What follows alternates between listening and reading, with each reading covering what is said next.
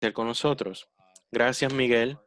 Gracias por nuestra colaboración en la Cámara de Comercio de los Estados Unidos. Nosotros valoramos la relación de más de 100 años que la Cámara de Comercio de Estados Unidos tiene con la de Puerto Rico. No podíamos pedir un mejor socio en Puerto Rico y estamos muy contentos de estar con ustedes hoy para este foro importante. Yo quiero comenzar con un poquito de trasfondo de por qué, de la perspectiva de la Cámara de Comercio de los Estados Unidos, el pareo de fondos federales para Puerto Rico y en los estados y territorios es un tema importante. Y para establecer eh, el panorama, tenemos que hablar de la importancia del retiro federal y los programas de seguridad social en la economía de los Estados Unidos. Todos sabemos que hoy en día los gastos del gobierno federal son 21% de el Producto Interno Bruto del país, pero cuando vemos el componente y una quinta parte significa que es un elemento muy clave de la economía. Cuando uno empieza a desglosarlo, se enfoca en programas que están dirigidos a personas de una base poblacional amplia, personas retiradas, personas que reciben seguro social, beneficiarios de Medicare y piensan en las personas de bajos ingresos, Medicare, el programa CHIP para niños, SNAP, para los discapacitados, SSI. Si añades todos esos programas, son 11% del PIB. Así que, ¿cómo estos programas operan a nivel nacional y en lugares en los Estados Unidos y lugares como Puerto Rico? Importa mucho al fundamento económico. Estos son programas medulares, no desde un punto de vista solo de esa red de seguridad, sino que es un elemento importante de la economía. Y como tal, pensamos en los niveles de gasto de estos programas y su efecto en la economía y cómo los fondos se gastan.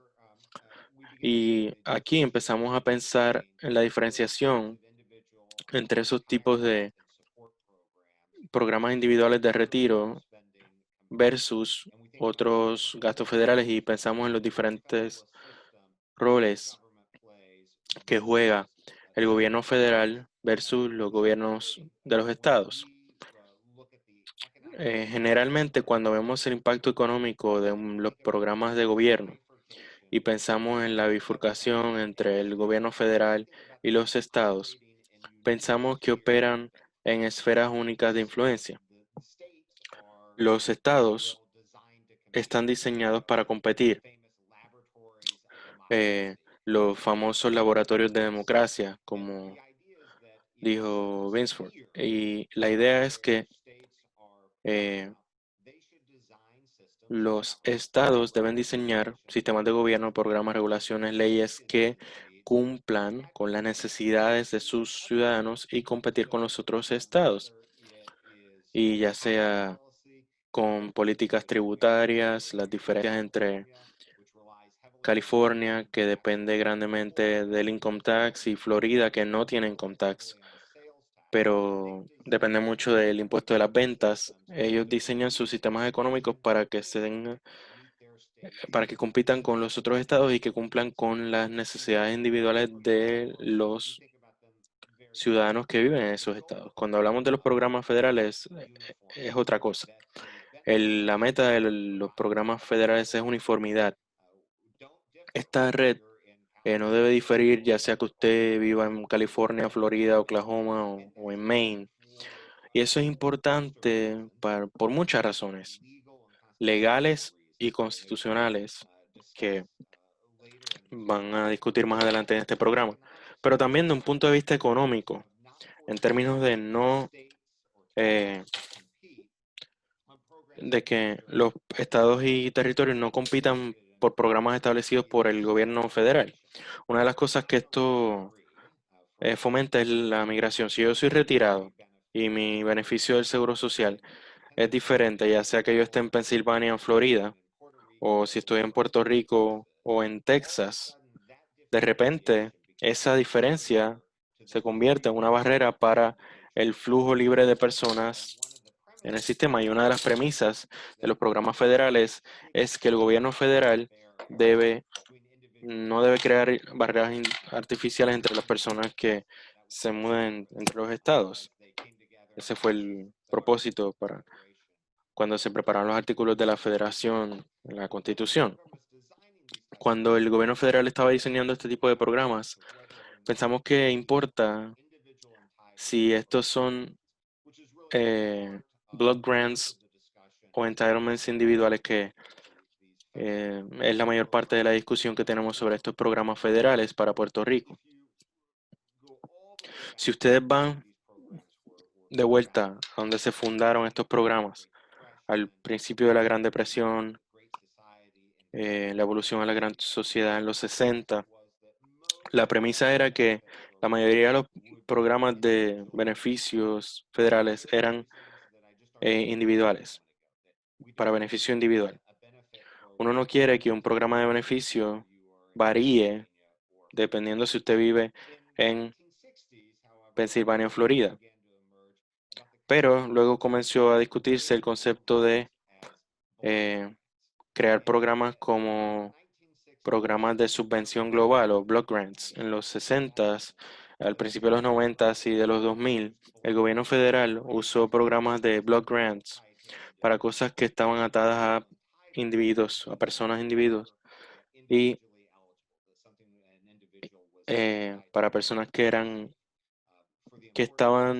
tenían derecho a recibir individualmente, por las razones que yo le dije. Estaba esa diferenciación. Lo interesante es que cuando estábamos discutiendo sobre transferir algunos de estos programas, una de las discusiones era las barreras que se crearían para los individuos. Y lo que estamos viendo hoy es específicamente esos miedos con este sistema bifurcado que tenemos ahora sobre cómo tratamos a los programas como SNAP, los programas suplementarios de Medicare, Medicare, Medicaid, eh, y compararlo con Puerto Rico y cómo lo hacemos en los Estados Unidos. Tenemos este abordaje para Puerto Rico y el abordaje de individual. Y esto crea eh, diferentes situaciones. En un aspecto, significa que el beneficio que recibiría una persona bajo SNAP varía si está en Puerto Rico comparado si está en el Commonwealth de Virginia. Eso es lo que estamos tratando de evitar a nivel federal. Y esto crea eh, un incentivo de emigrar, porque cuando una persona está viendo los beneficios de sus complementarios, pues puede mudarse de un estado a otro. Lo que queremos evitar en los programas federales. Y francamente lo hemos visto en Puerto Rico, eh, y los desastres naturales que han pasado en los últimos años, en los que las personas que en Puerto Rico como ciudadanos pues tienen derecho a ciertos beneficios, reciben un beneficio completamente diferente si se mudan a un estado de los Estados Unidos. Y esa diferenciación crea distorsiones en el sistema que estamos tratando de evitar. El otro problema que esto crea es que la manera en que el gobierno federal subvenciona los programas en cuanto a Puerto Rico y lo que queremos hacer económicamente, en muchos de los programas de los que estamos hablando hoy, particularmente SNAP, el programa de los cupones o lo que nos referimos como estabilizadores automáticos, es un programa que cuando la economía se ve afectada, el gasto aumenta para cumplir las necesidades de un grupo más grande de personas que reciben los beneficios. Porque cuando la economía no va bien, tenemos más personas que necesitan ayuda. Y los programas automáticamente se ajustan para reflejar eso. Cuando mejora la economía y menos personas necesitan ayuda, o las personas necesitan menos ayuda, pues los programas reducen la cantidad de ayuda y se estabilizan. El problema que tenemos hoy en día es que el gobierno federal ha diseñado y tratado estos programas para Puerto Rico de manera que a menudo cuando hay un problema económico todavía está la cantidad fija. Las necesidades aumentan, la cantidad se queda igual y pierden la oportunidad de ayudar a estabilizar la economía cuando hay problemas económicos. Ningún otro estado experimenta eso. El resto de los estados, eh, los programas operan para hacer exactamente lo que se diseñó, que es ayudar a los ciudadanos y a los estados, ya sea que haya altos y bajos en la economía. Estos son algunos de los problemas que creamos con este sistema bifurcado y yo quiero terminar con eh, una lección histórica que es instructiva cuando pensamos en cómo el gobierno federal ha manejado algunos de estos programas en el pasado y es la reforma del 96. Fue la primera vez que el gobierno decidió a nivel nacional convertir lo que era un programa de beneficios individuales en los que los fondos no estaban limitados por la ubicación geográfica del que lo recibiera a un programa en bloque. Si ustedes ven la fecha, hace casi 25 años, una de las preocupaciones que los que propusieron esta reforma, eh, una de las preocupaciones que tenían en el diseño eran lo que yo, lo que yo acabo de mencionar. Crear una inmigración revertida en el que tenían diferentes beneficios en diferentes estados y entonces no se incentiviza que las personas se queden en su estado. Y lo segundo era la pérdida de los estabilizadores automáticos para apoyar la economía. Y en ese momento se dijo, bueno, vamos a diseñar este nuevo programa de bienestar para arreglar esto, requiriendo mantenimiento de los requisitos con dinero federal para que los ciudadanos de un estado no,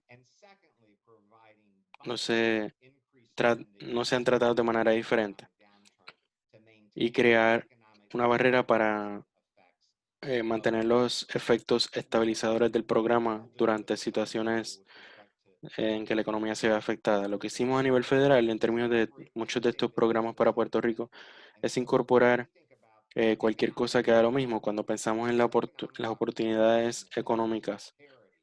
Establecer la paridad de fondos para Puerto Rico. El pareo de fondos para Puerto Rico no solamente es fondos nuevos que estén disponibles para Puerto Rico y sus residentes, sino que se logren esos estándares del diseño de los programas federales.